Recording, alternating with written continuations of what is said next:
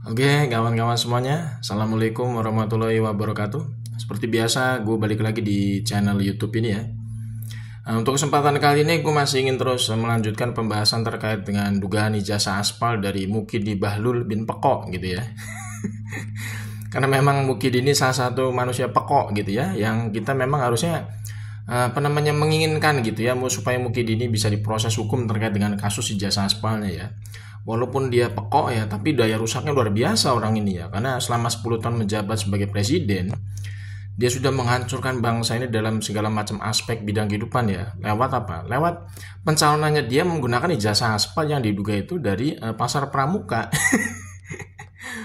Ini kan kita sama-sama tahu kemarin ya, salah satu politisi senior dari PDIP ya, Betor Suryadi itu kan sudah banyak speak up juga di beberapa media televisi, podcast gitu ya, terkait dengan polemik ijazah aspalnya Mukidi ini yang memang patut diduga ya itu adalah hasil dari cetakan pasar pramuka. Jadi Mukidi ini memang sangat-sangat tidak punya malu atau urat malunya memang tidak ada gitu ya sejak lahir gitu ya. Karena dia bisa-bisanya ngaku sebagai alumni UGM gitu ya, ngaku-ngaku punya gelar insinyur ya, ternyata ijazahnya itu hasil cetakan dari pasar pramuka. Ini tentu sangat ironis ya kalau misalkan ucapan dari Bang Betor Suryadi ini ternyata benar gitu ya, bisa dibuktikan bahwa memang ijazahnya Mukidi itu hasil cetakan pasar pramuka. Ya memang kalau kita lihat dari hasil identifikasi secara detail ya, detail analisa kita terkait dengan format penulisan, kemudian juga berbagai macam penulisan tanda tangan gitu ya, yang tidak identik dengan yang ada di situ ya, pejabat universitas fakultas gitu ya. Dan bahkan itu ada hurufnya adalah huruf Times New Roman gitu yang muncul di ijazahnya Mukidi itu ya, berbeda dengan cetakan dari ijazah-ijazah lain yang muncul satu angkatan gitu ya. Itu memang sudah patut kita bisa duga ya, 11.000 triliun persen memang ijazahnya Mukidi itu aspal. Cuman kan yang jadi pertanyaan sekarang, memang ijazahnya Mukidi ini yang aspal ini hasil cetakan dari mana gitu ya.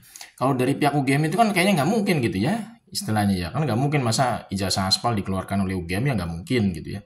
Nah memang ini kalau kita lihat dari statementnya Bang Betor Suryadi ini bisa jadi memang hasil cetakan dari pasar pramuka. Karena nggak mungkin ya ijazah aspal itu dikeluarkan oleh lembaga pendidikan tinggi, karena semua lembaga pendidikan tinggi pasti mencetak ijazah asli gitu ya.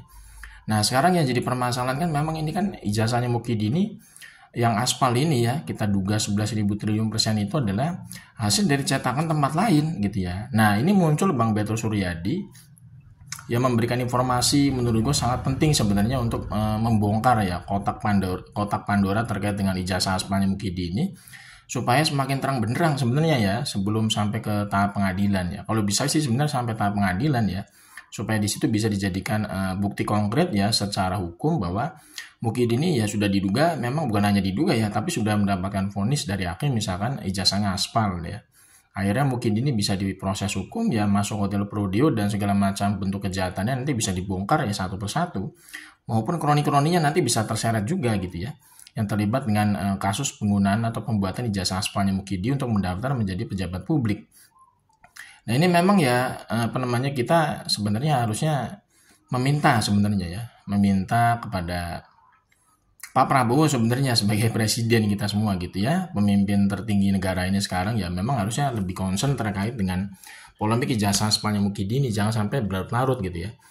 Dan ini sebenarnya kalau kita lihat ya, ijazah aspalnya Mukidi ini memang sudah terang benderang gitu ya. Dengan berbagai macam analisa, pernyataan-pernyataan, kesaksian dari para akademisi gitu ya. Bahkan kemarin juga kita mendengar ya salah satu mantan rektor UGM ya, Profesor Sopyan Effendi gitu ya. Beliau juga mengatakan bahwa ijazahnya Mukidi itu nggak pernah ada di UGM. Bahkan Profesor Sopyan Effendi itu, mantan rektor UGM itu, menyatakan bahwa itu tidak ada ya bukti-bukti yang menyatakan bahwa Mukidi itu adalah mahasiswa dari Fakultas Kehutanan UGM gitu loh. Ini sebenarnya kalau misalkan kita lihat dari rangkaian yang ada gitu ya, kemudian juga dari pernyataan hasil analisis digital forensik dari Bang Rismon dan kawan-kawan itu memang sudah clear sebenarnya. Kemudian ditambah lagi dengan pernyataan tambahan dari Bang Betor Suryadi yang merupakan salah satu mungkin kita sebut saja saksi kunci sebenarnya ya, munculnya ijazah abal-abal atau ijazah aspalnya Mukidi itu pada tahun 2012 yang diterbitkan katanya di pasar pramuka gitu ya. Ini sebenarnya kan bisa bisa langsung dibawa sebenarnya Mukidi ini ke jalur hukum. Jadi bukan lagi pasal terkait dengan pasal fitnah yang disematkan kepada Bang Rismond, Roy Suryo dan kawan-kawan, tapi sebenarnya harusnya langsung diadili dari objeknya Mukidi ini selaku pengguna atau pembuat ijazah aspal untuk mendaftar menjadi pejabat publik menggunakan pasal terkait dengan penggunaan dokumen aspal gitu ya. Kalau nggak salah di KUHP juga ada kok ya, pasal KUHP pidananya itu ada. Orang yang menggunakan dokumen aspal gitu ya, untuk apa? Ya untuk kepentingan pribadinya ya, mendaftar kerja ya, mendaftar menjadi pejabat publik itu kena. Kalau nggak salah itu sekitar berapa ya? Pidananya itu kalau nggak salah 6 tahun atau 7 tahun gitu ya di KUHP itu. Itu sebenarnya bisa gitu ya. Mukidi ini dibawa ke proses hukum secara pribadi. Jadi Mukidi ini jangan sampai kasusnya Mukidi ini melibatkan pihak-pihak lain gitu ya. Karena memang kalau kita berkata secara jujur ya, terus terang aja, jadi belak-belakan aja, nggak usah ada yang ditutup-tutupi gitu kan. Ini masalahnya murni dari Mukidi sendiri secara personal pribadi ya. Ini tidak melibatkan UGM, tidak melibatkan ya stakeholder yang lain lah ya gitu ya. Ini karena murni kan karena yang membuat ijazah aspalnya Mukidi ini kan karena dia sendiri lewat tim-tim lapangan solonya gitu ya waktu tahun 2012 berdasarkan dari keterangan Bang Betul Suryadi. Jadi sebenarnya pihak UGM ini nggak perlu ikut campur sebenarnya gitu ya. Karena memang ini masalah pribadi dari Mukidi yang harusnya diselesaikan oleh Mukidi sendiri gitu loh. Jadi ini yang perlu diperhatikan juga sebenarnya ya oleh kekuasaan hari ini, supaya ada namanya address secara langsung supaya aparat penegak hukum ini bisa bersikap independen profesional untuk menyelesaikan kasus ijazah aspalnya Mukidi. Jadi tidak perlu ada sebenarnya membawa-bawa pihak lain gitu loh. Kalau kita lihat dari keterangannya Bang Betul Suryadi, ya Bang Rismond dan kawan-kawan itu kan berdasarkan analisa kajian ilmiah dan kesaksian yang mereka alami sendiri gitu kan ya. Contoh Bang Betul Suryadi itu kan mengalami sendiri ya sebagai saksi kunci gitu kan ya. Terkait dengan bagaimana ijazahnya Mukidi itu yang aspal itu dibuat ya waktu tahun 2012 ingin mendaftar menjadi calon gubernur DKI Jakarta. Di sana ada nama yang disebutkan seperti Andi Wijayanto ya, kemudian Widodo, Denny Setiawan ya, itu orang-orang pentolan PDIP yang memang waktu itu menjadi tim pemenangan Mukidi untuk pemenangan Mukidi dalam kampanye calon gubernur DKI Jakarta tahun 2012. Itu kan Bang Betul Suryadi kan menjadi saksi kunci gitu ya. Ibaratnya dia paham persis peristiwa yang terjadi pada tahun 2012 itu ketika ijazah aspal itu patut diduga itu dibuat gitu loh. Dan analisa kajian forensiknya itu kan dari Bang Rismond udah jelas gitu ya.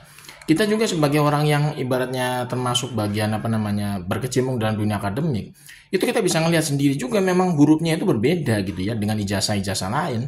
Contoh tulisan yang gede itu ijazah, itu kan font Times New Roman banget gitu ya. Lekukan-lekukan itu font Times New Roman. Beda sama ijazah-ijazah yang dikeluarkan tahun yang seangkatan gitu ya.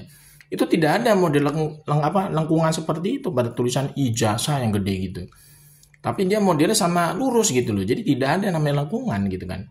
Dan itu memang identik dengan jenis font Times New Roman gitu kan. Jadi tidak ada itu. Tahun 85 itu penulisan format ijazah yang gede itu ya. Itu menggunakan lengkungan seperti itu tidak ada. Jadi dia model itu lurus ya, tidak ada lengkungan yang normalnya gitu pada tahun 85. Kemudian dari spesimen tanda tangan juga berbeda gitu kan, dan situ juga pejabat pejabat universitas yang istilahnya menjabat juga di situ memang banyak yang keliru. Harusnya kan dekan Fakultas Kehutanan UGM-nya itu kan masih Profesor Insinyur Ahmad Sumitro. Ternyata di ijazahnya Mukidi itu malah rektor dekan Fakultas Kehutanan UGM-nya malah Profesor Dr. Sunardi. Itu aja udah berbeda gitu kan. Udah berbahaya itu kalau dari segi format penulisan pejabat publiknya itu ngawur, keliru gitu loh. Ini benar-benar udah ibaratnya udah telak banget lah ya. Udah telak banget ini Mukidi ini bisa dibawa ke proses hukum. Jadi jangan melibatkan siapapun sebenarnya. Jadi Mukidi ini secara personal pribadi yang harus mempertanggungjawabkan terkait dengan pembuatan ijazah aspalnya dia. Jadi tidak ada hubungannya sama UGM sebenarnya.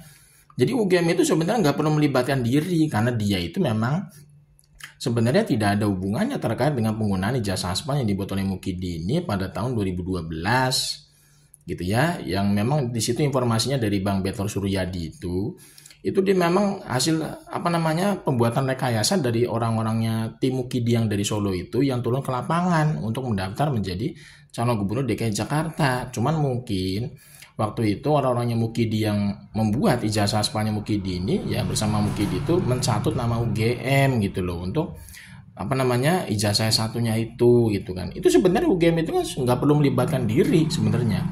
Jadi biarkan saja Mukidi ini berproses hukum secara pribadi. Justru kalau misalkan UGM itu malah ikut-ikutan seperti kayak sekarang, ini malah merusak reputasi UGM sendiri sebagai lembaga pendidikan tinggi. Padahal UGM itu kan harusnya menjaga netralitas, menjaga integritasnya sebagai perguruan tinggi yang katanya salah satu terbaik di Indonesia gitu kan.